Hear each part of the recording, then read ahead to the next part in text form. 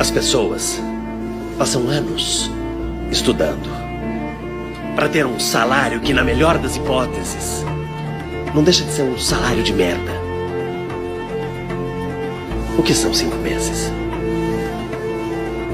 Eu tenho pensado nisso